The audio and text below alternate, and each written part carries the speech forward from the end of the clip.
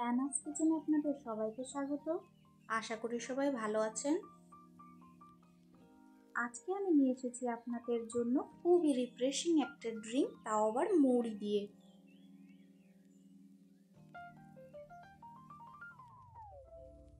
প্রথমে প্যানের মধ্যে 2 টিস্পুন মৌরি দিয়ে ভালো করে রোস্ট করে নেব।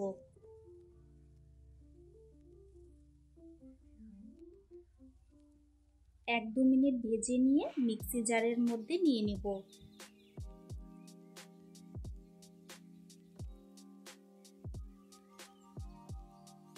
মৌরির সাথে দিয়ে দেব 1 টিস্পুন চিনি, দিয়ে ভালো করে গ্রাইন্ড করে নেব।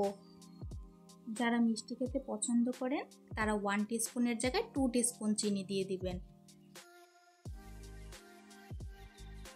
এখন এই মিশ্রণটা বড় মিক্সি জারে নিয়ে নিব। এরপর 1/2 ইঞ্চি আদা দিয়ে দিব।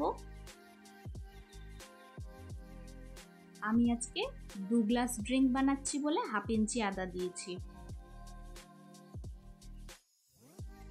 এরপর 1 কাপ পুদিনা পাতা দিয়ে দিব আর 1 টেবিলস্পুন গুড় দিয়ে ভালো করে গ্রাইন্ড করে নেব। গুড় দেওয়াতে ফ্লেভারটা খুব ভালো আসে, আপনারা চাইলে চিনিও দিতে পারেন। ভালো করে গ্রাইন্ড করে নিয়ে 1 কাপ টক দই দিয়ে দিব আর 1/2 কাপ জল দিয়ে আবারও ব্লেন্ড করে নেব।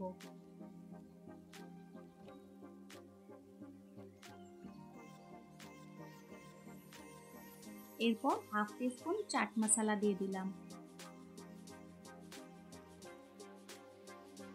নুন দিয়ে ভালো করে ব্লেন্ড করে নেব।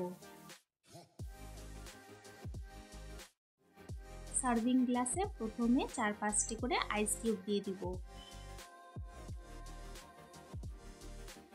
আজকের রেসিপিটা যদি আপনাদের ভালো লাগে আমার চ্যানেলটিকে লাইক, শেয়ার, সাবস্ক্রাইব করে আমার পাশে থাকবেন।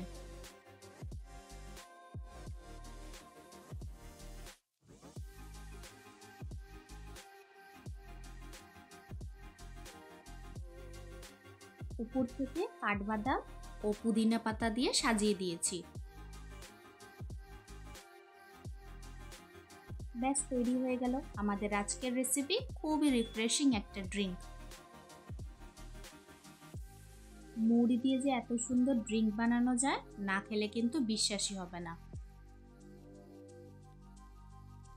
এই গরমে আমার রেসিপিটা ফলো করে ঝটপট বানিয়ে ফেলুন মৌরি দিয়ে রিফ্রেশিং ড্রিঙ্ক।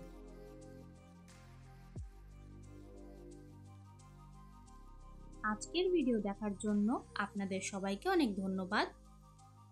সবাই খুব ভালো থাকবেন।